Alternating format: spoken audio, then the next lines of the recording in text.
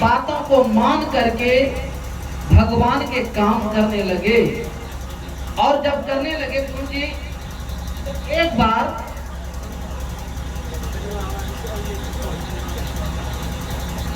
सारी कथा कहानी उस बीच में गुरु जी के साथ में घटना घटी।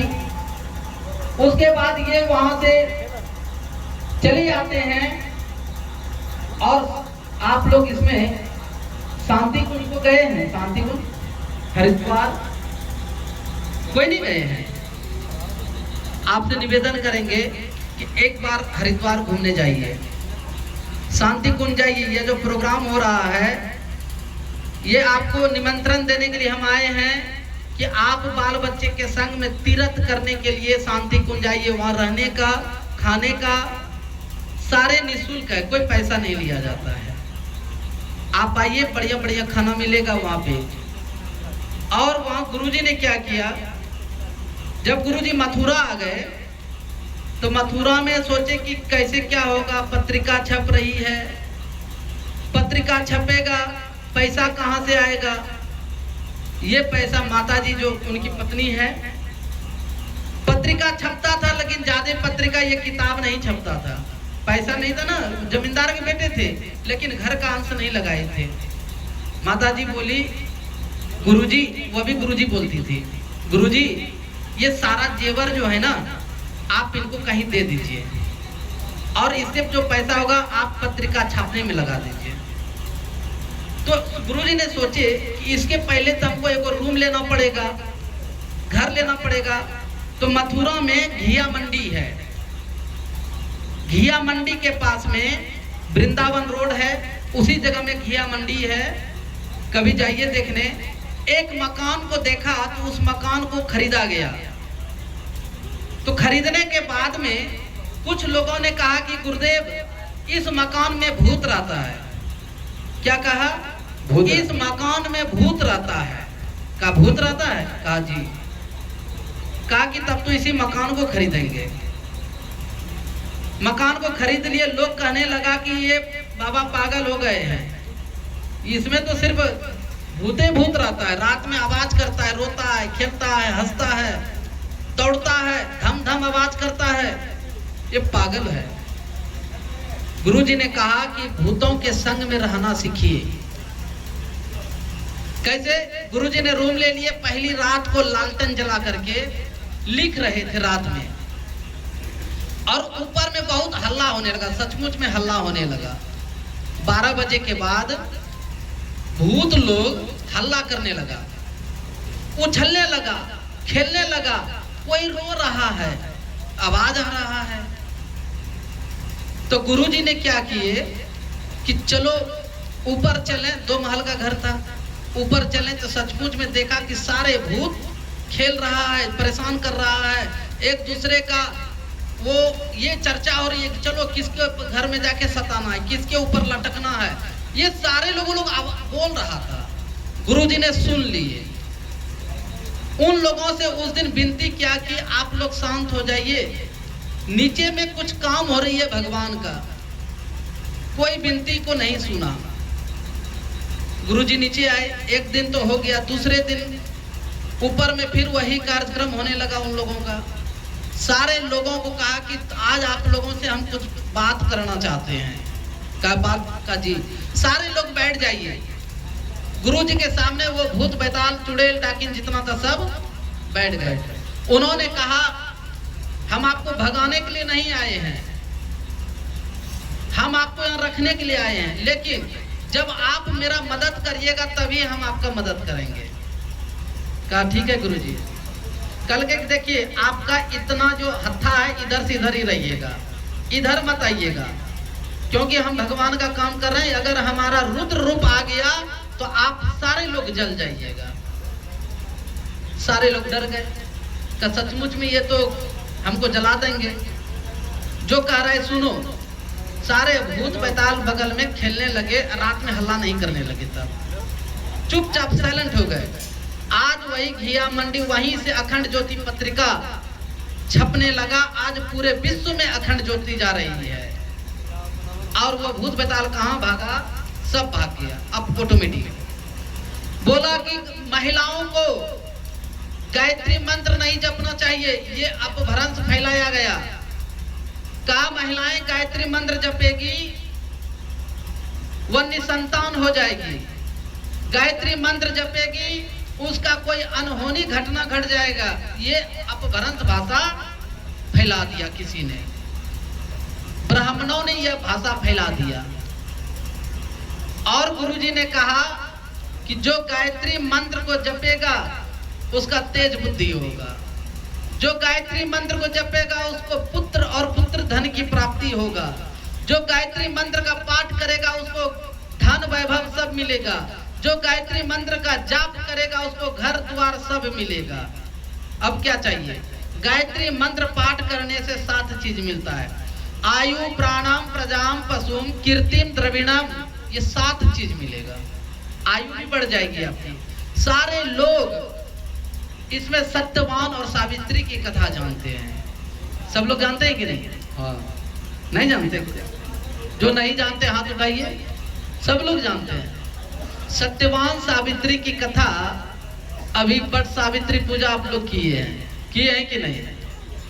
और सारे लोग अपने अपने बाल में बरगद का पत्ता खोसे हुए हैं। एक दिन एक बार क्या हुआ, बट सावित्री पूजा करके आई और अपने पति का पैर धोई।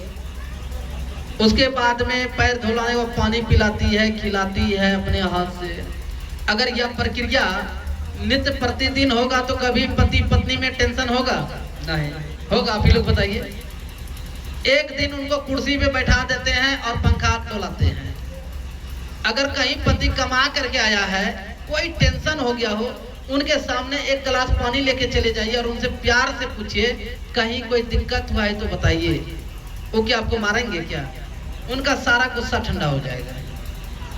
प्रेम से कहीं से आया गुस्सा करके, तीसरा गुस्सा दे दिए कि बेटा आपका उधर गया था और आग बबूला है उसको। इसलिए कहा कि बट सावित्री पूजा अगर कर रहे हैं, शिव की पूजा कर रहे हैं, तो आपके घर में शिव है, आपके घर में शिव और पार्वती है, उसकी पूजा करिए तो आपका घर स्वर्ग बन जाएगा। कहा गायत्री मंत्र का हर रोज आप पाठ करिए। सांझ बाती घर में देने जाते हैं तो झुट्ठों का खाली आरती ऐसे मत घुमा दीजिए, उसके साथ साथ में ओम त्र्यंबकम बोलिए या गायत्री महामंत्र बोलिए या ओम नमः शिवाय बोलिए या जय हनुमान बोलिए या जय शंकर बोलिए, जो मंत्र आता है वह बोलिए। सांझ बाती देते हैं तो अपने पीछे पीछे जो छोटका मोटका बच्चा है उसको लेके जाइए।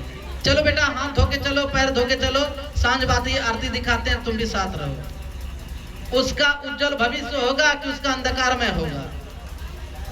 उसका तो उज्जवल भविष्य होगा। हम लोग आज भूल गए हैं। हम लोग क्या भूल गए? सांझ बाती दे रहे हैं, बच्चा उधर खेल रहा है, बच्चा मेधावी बनेगा क्या? उसका मंद बुद्धि का मंद बुद्धि ही रह जाएगा। उसको कभी हम लोग ये प्रेरित नहीं किए कि बेटा चलो 1 घंटा तुमको पढ़ना है, और हम भी नहीं जानते हैं पढ़ने तो हम भी बैठेंगे। आप बैठिएगा तभी बच्चा बैठेगा। आप अगर गप मारने में रहिएगा तो बच्चों वहां आंचल पकड़ करके गपे सुनेगा। सुन लीजिए। तो ये कैसे सुधार होगा? आपको गायत्री मंत्र का पाठ करना पड़ेगा। गायत्री महामंत्र क्या है? ओम भूर्भुवः स्वः तत्सवितुर्वरेण्यं भर्गो देवस्य धीमहि धियो यो न प्रचोदयात्। इसका हिंदी में बताया गया, उस प्राण स्वरूप दुख नाशक इस मंत्र का पाठ करिएगा, दुख भी नाश होगा। दुख नाशक, अगर जीवन में कभी पाप हो गया हो, पाप का भी नाश होगा। दुख नाशक, पाप नाशक, श्रेष्ठ तेजस्वी, आपका पर्सनालिटी चमकेगा, आपका ललाट चमकेगा, आपके पीछे अट्रैक्शन होगा, खिंचाव होगा, और उस प्राण स्वरूप दुख नाशक सुख स्वरूप सुख आएगा। श्रेष्ठ तेजस्वी, घर में धन दौलत नहीं है, गायत्री महामंत्र पाठ करने से धन दौलत भी आ जाएगा। आप करके तो देखिए। आप कहिएगा पंडित जी 100 बार श्री सत्यनारायण भगवान की कथा सुने हैं, अभी हम पूरे जीवन से एकादशी व्रत कथा कर रहे हैं, पूरे जीवन में सोमवारी व्रत कथा सुन रहे हैं, पूरे जीवन में बृहस्पति भगवान का पूजन कर रहे हैं, लेकिन कोई लाभ नहीं मिला है। कैसे लाभ मिलेगा? झूठ बोलिएगा, अपने सास ससुर का बुराई करिएगा, घर का बुराई करिएगा, बेटा का बुराई करिएगा, बेटी का बुराई करिएगा, तो ये फलित होगा क्या? यही सब है। खट्टा मत खाओ, मीठा ज्यादा मत खाओ, ये डॉक्टर ने कह रहा है। भगवान ने वहां ये कह रहा है कि अगर तुमको बीमारी ठीक करना है तो ईर्ष्या मत करो, किसी की निंदा चुगली मत करो, किसी की कहा सुनी को मत सुनो, तुम अपने पथ पर नेक कमाई करो। समझ गए ना? डॉक्टर ने कहा कि खट्टा उट्टा मत खाना, और यहाँ भगवान कह रहा है किसी की निंदा चुगली मत करना। अगर ये करोगे तो 100 मौत छठ है वो बर्बाद है, कथा सुन रहे हुआ बर्बाद है, आप किसी सत्संग में गए, शिव चर्चा में गए, हुआ बर्बाद है। भगवान ने, गुरुदेव ने कहा आज के डेट में शिव चर्चा बहुत फैल गया है, शिव चर्चा फैल गया है। शिव की चर्चा होनी चाहिए, हर रोज होनी चाहिए, ये बहुत अच्छी बात है। लेकिन शिव की चर्चा हम करते हैं लेकिन अपने जीवन में नहीं उतारते हैं। 4-5 महिलाएं बैठ जाती हैं और शुरू हो गया, 5 गो आप गाइए गीत, 5 गो आप गाइए गीत, 5 गो आप गाइए गीत, 12 बजा दिए। अब डमरू का चित्र आया है कि नहीं वो हम भी नहीं देखे हैं, लेकिन विश्वास है कि डमरू का चित्र आ गया। शिव चर्चा गीत यहाँ खूब बढ़िया से गा लिए, अब घर में दूसरे चर्चा प्रारंभ हो जाएगा, वो फलित होगा शिव चर्चा। इसीलिए जहाँ का तहीं हम लोग पड़े हैं। जो आज देख रहे हैं कि किसी को घर के आगे 4 चक्का देख रहे हैं, उन्होंने मेहनत किया है। किसी के घर के आगे भगवान का चित्र लटका हुआ देख रहे हैं तो वो मेहनत किया है। अगर निवेदन है आपसे कि अगर आप शिव चर्चा कर रहे हैं तो घर में चर्चा मत करिए। घर में यहाँ शिव की बात बहुत बढ़िया बढ़िया सुनाए कथा कहानी के साथ में, लेकिन वहाँ वही शिव से जाकर के वहाँ उसका गाल नोचिएगा, उसका सट फाड़िएगा, अब वो फिर आपको 2-4 थप्पड़ मारेंगे, यही होगा। इसलिए अभी समय है, अभी बदल लो तेवर अपनी चाल की, अभी चाल बदल लीजिए। इसी लेकर के गुरु जी ने कहा कि गायत्री महामंत्र एक सर्व सुलभ मंत्र है। गायत्री महामंत्र जिस मंत्र को गुरु ने सिद्ध कर दिया है, उस मंत्र को हम आप जप सकते हैं।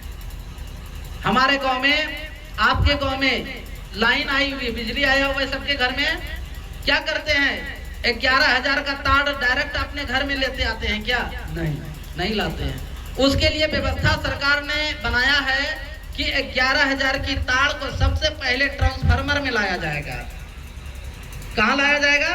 ट्रांसफार्मर। अगर हमारे घर में, आपके घर में आग लग गया है तो लाइन से तो कहाँ काटते हैं? जाकर के ट्रांसफार्मर में जाके काटते हैं कि नहीं? कहा कि 11,000 को ला करके उसको कन्वर्ट करके उसको 440 वोल्ट बनाया जाता है। तब आपके घर में बाजा बजती है, टीवी चलता है, मोटर चलता है। अगर डायरेक्ट दे दिया जाए तो सारे के सारे जल जाएंगे। गुरु भी वही काम किए हैं, वह मंत्र को सिद्ध कर दिया है, असिद्ध करके मंत्र हम और आपको सर्व सुलभ बना दिया है। इसलिए भगवान ने कहा कि गायत्री के महामंत्र से जीवन के सब पाप हरो, सुंदर सुखी बनेगा जीवन, गायत्री का जाप करो। ये भगवान ने पहले कह दिया। और गायत्री महामंत्र की जाप करने से, और गारंटी के साथ कहते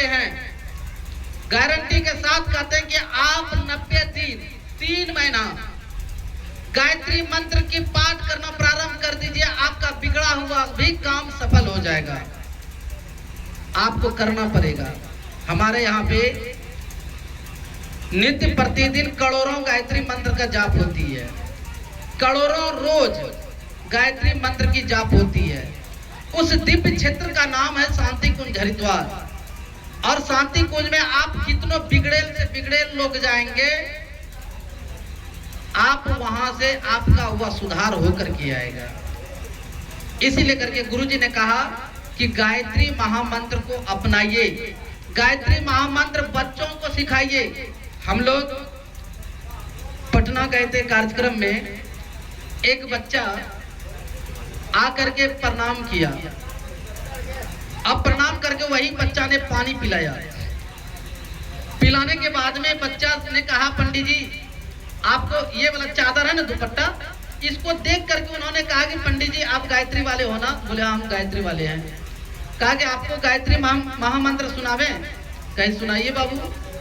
उन्होंने ओम भूर्भुवः स्वः तत्सवितुर्वरेण्यं भर्गो देवस्य धीमहि धियो यो न प्रचोदयात्, ये 5 बार उन्होंने लगातार पाठ किया। फिर कहा पंडित जी आपको महामृत्युंजय मंत्र सुनाएंगे। महामृत्युंजय मंत्र ओम त्र्यंबकम यजामहे सुगंधिम पुष्टिवर्धनम उर्वारुकमी ववंदनान् मृत्योर्मुक्षीयमामृतम्, ये भी 5 बार सुना दी। उनसे पूछे कि बेटा तुमको ये किसने सिखाया है? कहा मेरी दादी ने सिखाई है। कहा दादी ने सिखाई? बोला और सिखाई है, कृष्ण भगवान का भजन करने सिखाई है। कृष्ण भजन भी सुनाएंगे, गायत्री माता के हे गायत्री माता तेरी महिमा अपरंपार है, ये वाला भी भजन आपको सुनाएंगे। ये सारे भजन उन्होंने जब तक वो कार्यक्रम शुरू नहीं हुआ तब तक वो सुनाते रहे। तो वो जब हम पूछे तो उनका दादी को देखे तो सचमुच में वो दादी धर्मात्मा थी। आज हम लोग क्या करते हैं, दादी और पोता का रिलेशन खराब हो चुका है। दादी और पोता का रिलेशन खराब हो गया। कैसे? दादी ना लेना चाहती है पोता को, ना पोता जाना चाहता है दादी के पास। क्यों? दादी को कुछ ऐबे नहीं कर रहा है उसको सिखाने के लिए। दादी कुछ नहीं, दादी क्या वही फदर फदर करेगी, वही पीछे की गुण गीत को गाएगी, हम ऐसे थे ऐसे थे। अरे वो गीत को मत गाइए, अभी जो सामने आने वाला है उस गीत को गाइए। इसीलिए कहा परिस्थितियों के साथ में तालमेल बैठाना सीखिए। भगवान ने कहा कि गायत्री महामंत्र की महिमा अपरंपार है। हे गायत्री माता तेरी महिमा अपरंपार है, तेरी लीला अपरंपार है, तेरी महिमा अपरंपार है। और गायत्री मंत्र की महिमा, आइए उसी भजन को हम लोग सुनते हैं कि गायत्री के महामंत्र से जीवन के सब पाप हरो, सुंदर सुखी बनेगा जीवन, गायत्री का जाप करो। आइए